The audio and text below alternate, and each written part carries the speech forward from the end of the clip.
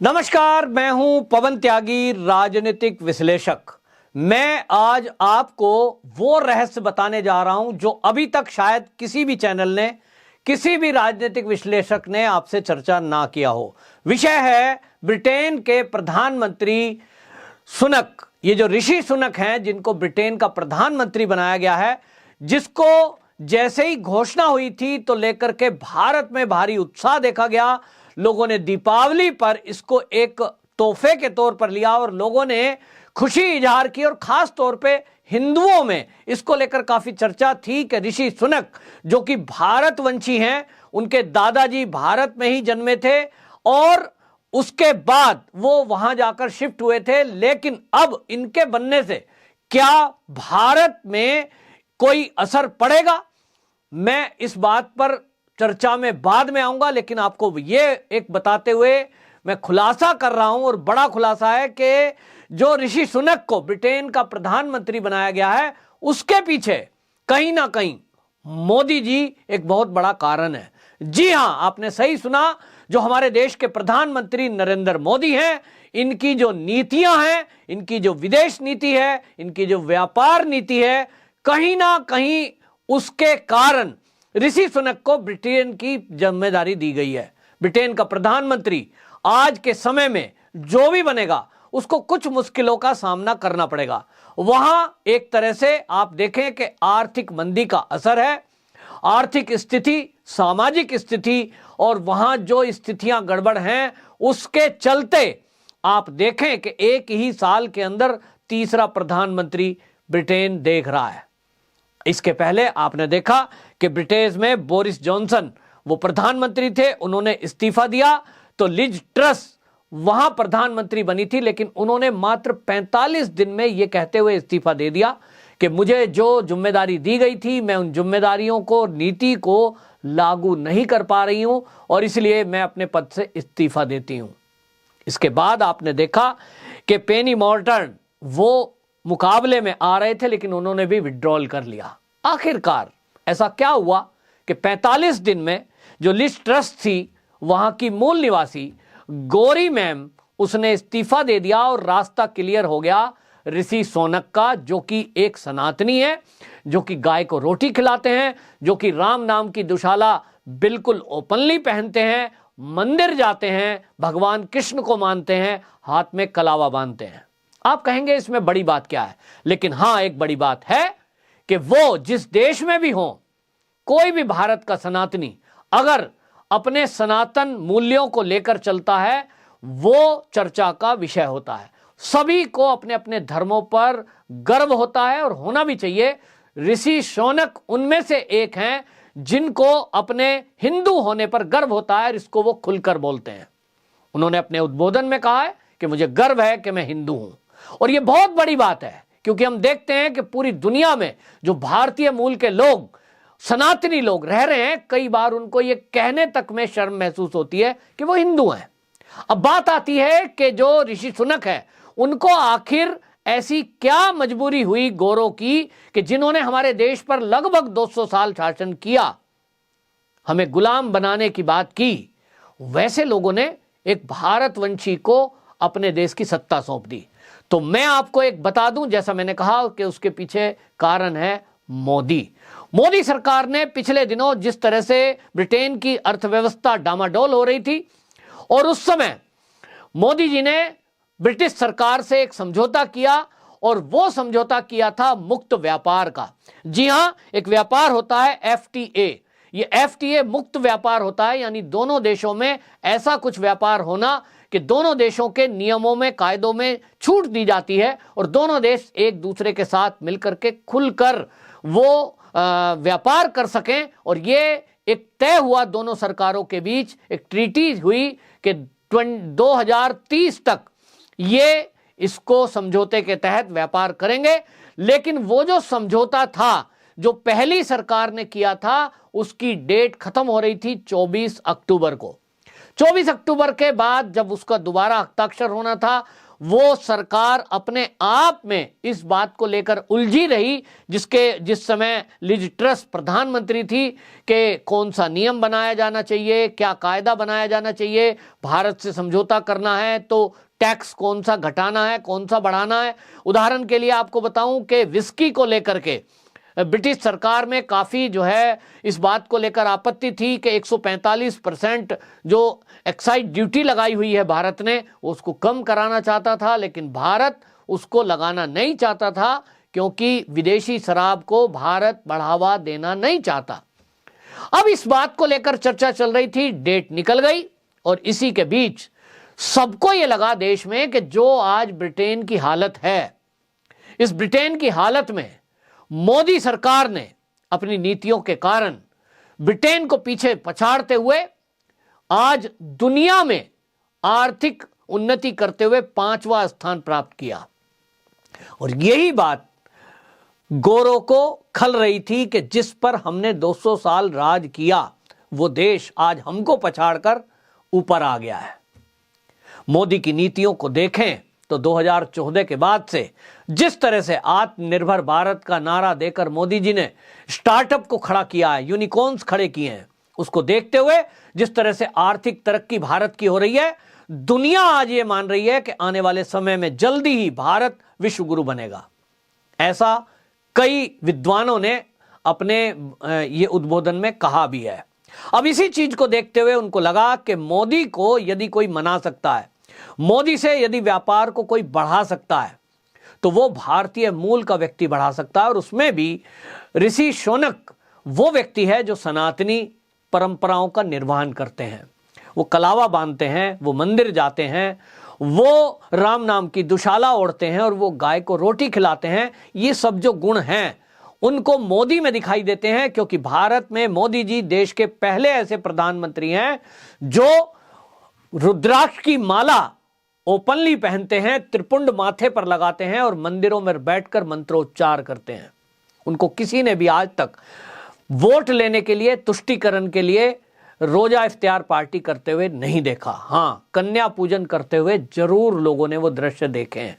और इसके कारण से ब्रिटिश सरकार में जितने भी सांसद थे, उन लोगों को यह विचार आया कि यदि देश की उन्नति चाहिए, यदि देश की आर्थिक स्थिति को संभालना है, तो कोई भारत मूल का व्यक्ति जो कि सनातनी हो, यानी मोदी के निकट हो, ऐसे व्यक्ति को यदि कमान संभाली जाए तो मोदी सरकार से जो समझौते हैं उसको करने में आसानी रहेगी। यहां आपको एक और बता दूं कि गोरों की, यानी ब्रिटेन के जो लोग थे, जो सत्ता में लोग थे, जो राजनीतिक लोग थे, जो सांसद थे, उनकी अपने देश के हित की चिंता पहले है, और ये होना भी चाहिए। मेरे देश के जो भी सांसद हैं, उनकी पहली प्राथमिकता भारत की तरक्की है। और इसी तरह अगर ब्रिटेन के लोगों की तरक्की, अपने देश की तरक्की को आगे रखकर वो चल रहे हैं, तो इसमें बुराई बिल्कुल नहीं है। लेकिन उनको लगा कि ऋषि सुनक वो व्यक्ति हो सकते हैं जो मोदी से अच्छे रिश्ते रख सकते हैं। और इसी कारण से ऋषि सुनक के आने में जो भी रास्ते में रुकावट थी उसको दूर करते हुए, और आपको बताऊं, जैसा मैंने कहा, लिज ट्रस ने मात्र 45 दिन में ये कहते हुए जो इस्तीफा दिया कि जो योजनाएं लागू करने की जिम्मेदारी मुझे दी थी वे नहीं निभा पाई।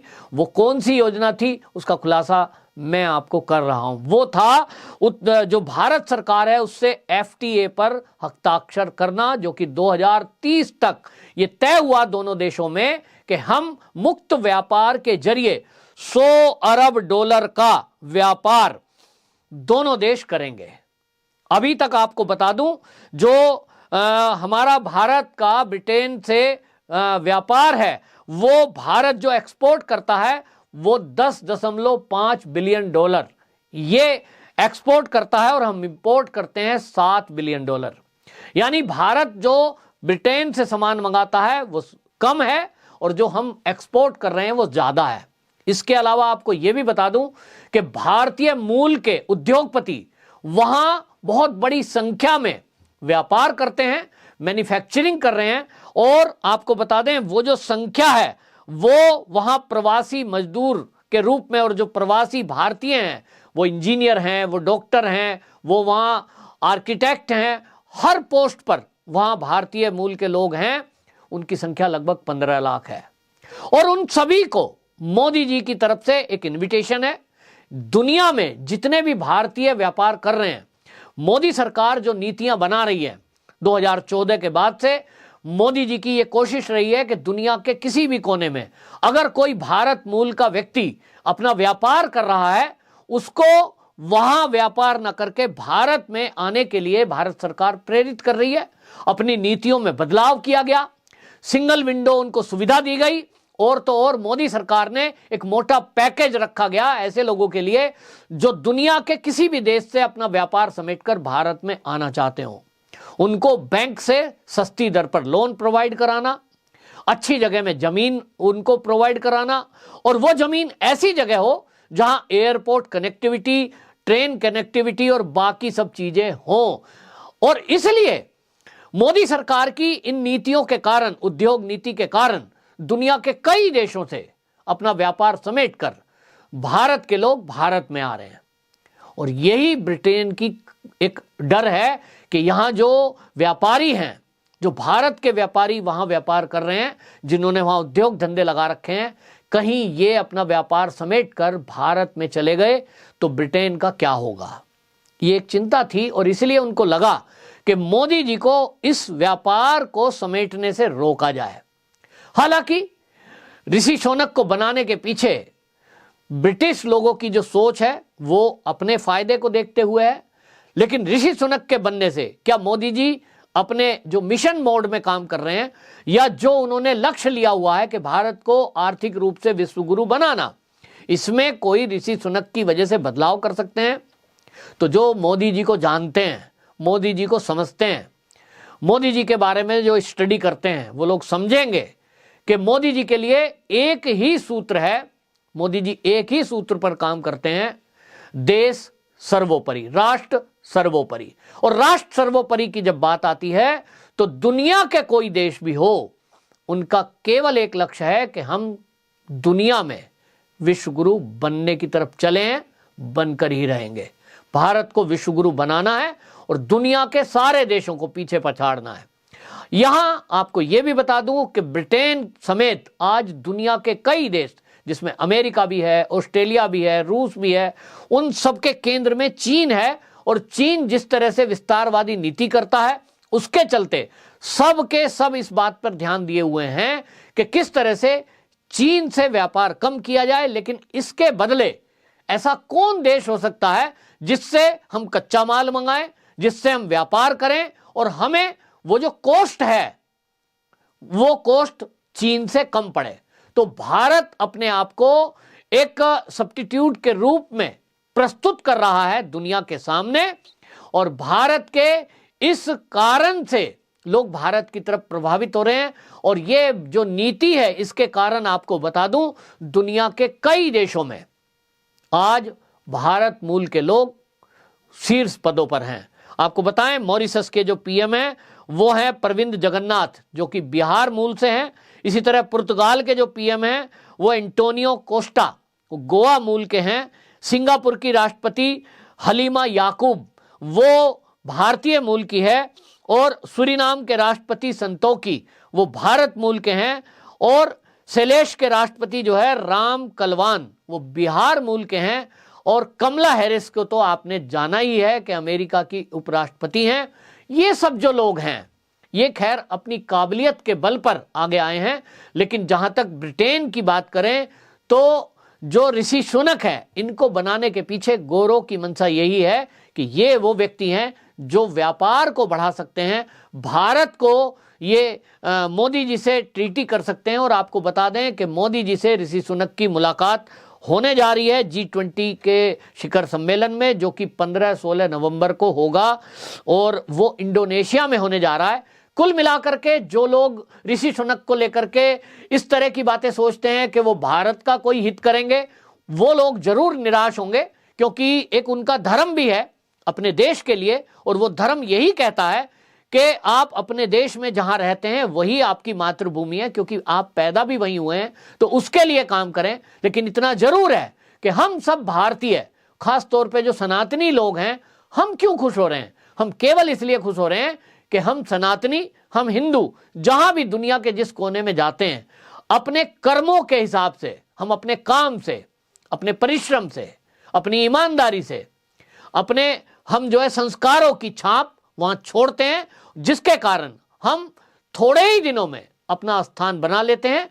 भारत के लोग जहां भी, जिस भी फील्ड में दुनिया में हैं, चाहे वो कहीं कारीगर हैं, चाहे कोई डॉक्टर है, चाहे कोई इंजीनियर है, चाहे वो आईटी सेक्टर में है, वो पूरी मेहनत और लगन से अपना काम करते हैं। और इसी के कारण भारतीयों को दुनिया में सराहा जाता है कि भारतीय लोग कड़ी मेहनत करने वाले लोग होते हैं।